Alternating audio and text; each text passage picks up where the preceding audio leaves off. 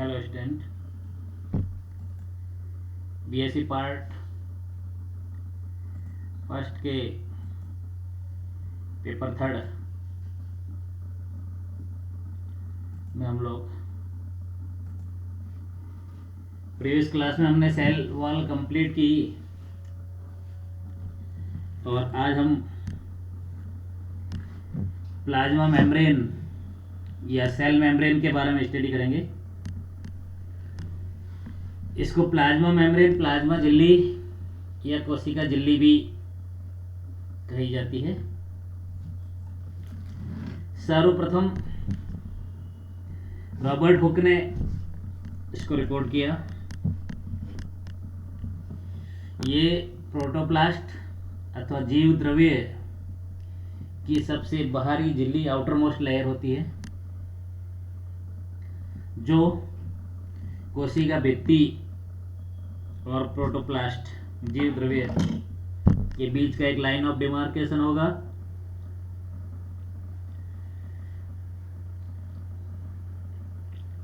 Cell membrane या कोशिका झिल्ली सभी कोशिकाओं में अनिवार्य रूप से उपस्थित होती है। पादप कोशिकाओं में होती है, एनिमल सेल में भी होती है, जबकि कोशिका भित्ति, सेल वॉल, केवल प्लांट पादप कोशिकाओं का लाक्षणिक लक्षण या कैरेक्टरिस्टिक फीचर है।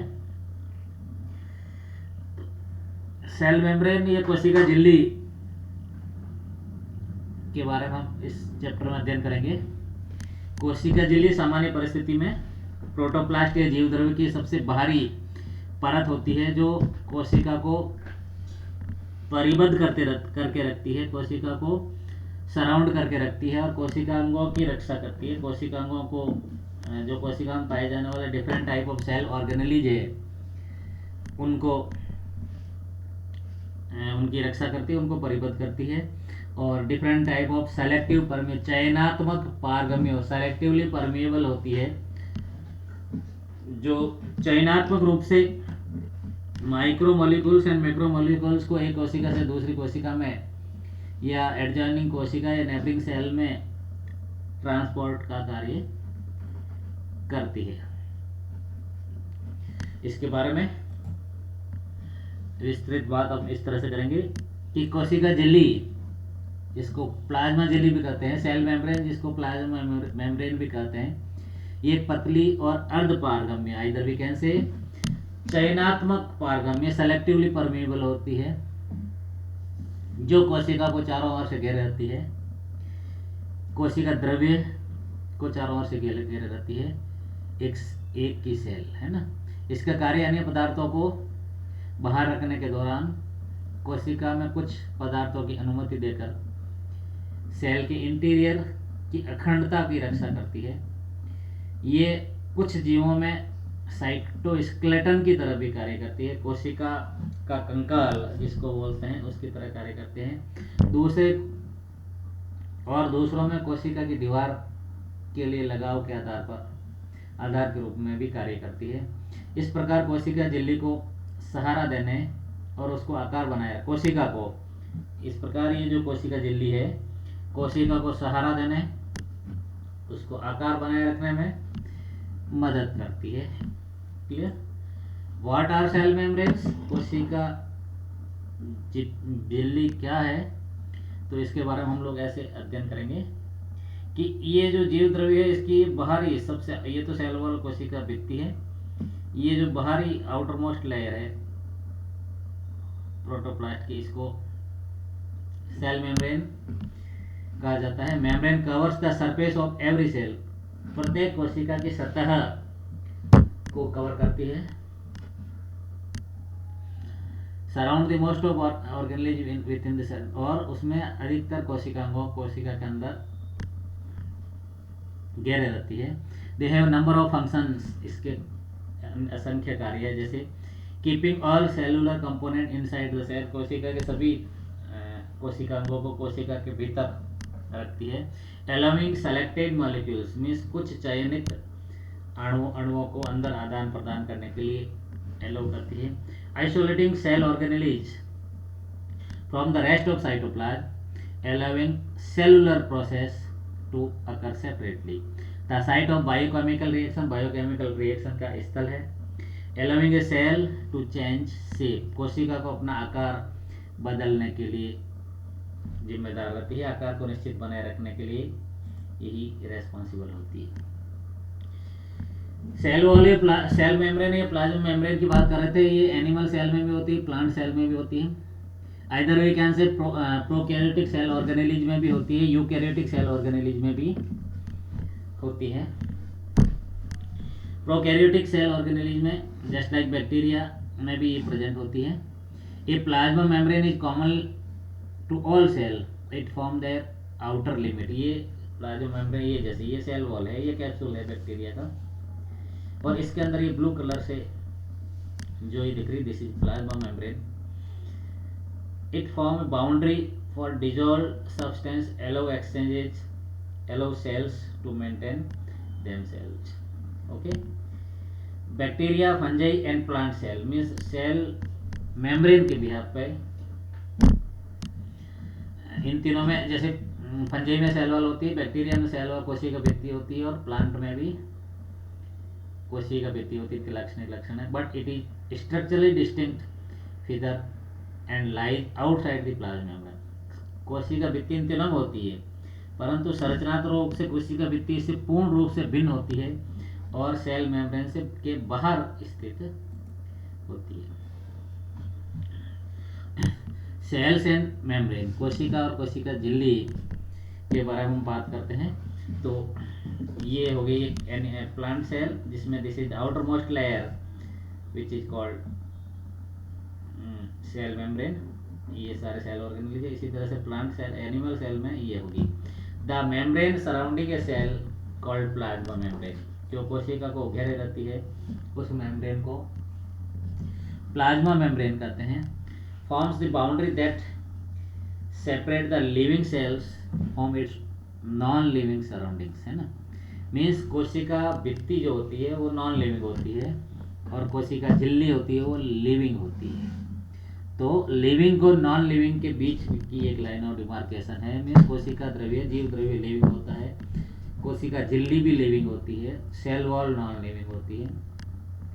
तो लिविंग और नॉन लिविंग के बीच की एक लाइन ऑफ डिमार्केशन है। Although the plasma membrane around is only about 8 nm, means 0.01 micrometer thick होती है, 75 एंगस्ट्रम के लगभग इसकी होती है। Selectively control the movement of material into the and out of the cell, is responsible for cell recognisation.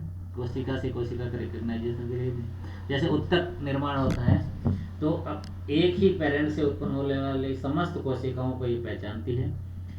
पहचानने के बाद में उनके साथ एसोसिएट होकर के उत्तक का निर्माण करती है। Is a dynamic structure which distinct inside and outside of face, जो जिसके आंतरिक फेस और बाहरी फेस में भी विभेदन होता है। All cells and many subcellular organelles are bound by a thin membrane. कोशिका, सभी कोशिकाएं और कुछ कोशिकांग, सभी कोशिकांग या ज़्यादातर कोशिकांग थिन मेम्ब्रेन से बाउंड होती है, जिसको फास्फोलिपिड बाइलेयर कहा जाता है। With the help of light microscope, प्रकाशीय सूक्ष्मदर्शी की सहायता से कभी भी सेल मेम्ब्रेन को देखा नहीं जा सकता, पहचाना नहीं जा सकता, आइडेंटिफाई नहीं किया जा सकता है। ये सिर्फ इलेक्ट्रॉन माइक्रोस्कोप की सहायता से ही इसकी खोज की जा सकती है। It shows that every cell is surrounded by membranes. ये इस बात का रिजेंबल करती है, इस बात का प्रतीक है कि प्रत्येक कोशिका एक मेम्ब्रेन, एक झिल्ली के द्वारा परिबद्ध रहती है। Also the cell has a complex internal membrane structure. Again, membrane makes some component inside the cytoplasm to perform some specific function, as in mitochondria, chloroplast and lysosomes also. उसके बाद में मेम्ब्रेन बाउंड एंजाइम्स, कुछ membrane में enzyme भी उपस्थित होते हैं। Also perfect certain specific reactions भी इसमें होती है, which are needed to certain cellular activities. जैसे कोशिकीय कई गतिविधियों को संचालन करने के लिए इसमें एंजाइम की आवश्यकता होती है, वो भी इसमें सिक्रेशन करती है। Protein present in the membrane, membrane में प्रोटीन प्रेजेंट होता है जो ट्रांसपोर्टेशन में हेल्प करता है, मॉलिक्यूल्स को आउटसाइड से इनसाइड और इनसाइड से आउटसाइड लेने में हेल्प करता है। Protein also help to encroaching some cytoskeleton fiber to give the cell its shape.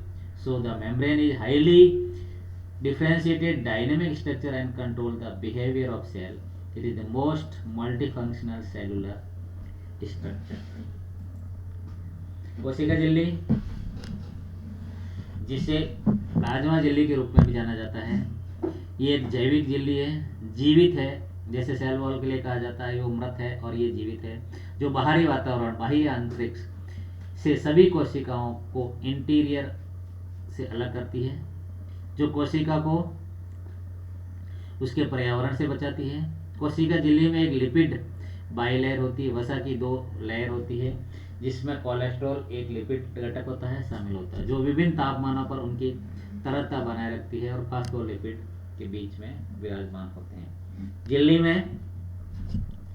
झिल्ली प्रोटीन भी होती है, जिसमें प्रोटीन, लिपिड और प्रोटीन का स्ट्रक्चर होता है। एक सैंडविच के नुमा संरचना बनती है, जिसमें इसी झिल्ली में सबसे बाहर प्रोटीन होता है, बीच में लिपिड होता है, फैट होता है, और उसके बाद प्रोटीन होता है। PLP स्ट्रक्चर बनती है, जो ट्रांसपोर्टर्स के रूप में कार्य करने वाले झिल्ली में पाए जाते, और परिधीय प्रोटीन जो कोशिका झिल्ली के बाहर की तरफ होता है, कोशिका को आकार देने वाले एंजाइम के रूप में कार्य करता है। कोशिका झिल्ली कोशिका और जीवों के अंदर और बाहर पदार्थों की गति को नियंत्रित करती है। इस तरह ये चुनिंदा रूप से आयनों को कार्बनिक अणुओं के लिए पारगम्य होती है, सेलेक्टिवली परमेबल होती है। इसके अलावा सेल झिल्ली सेल आसंजन, आयन चालकता, सेल सिग्नलिंग जैसे अनेक प्रकार के कार्यों को संपन्न करके कोशिका दीवार के रूप में कार्य करती है।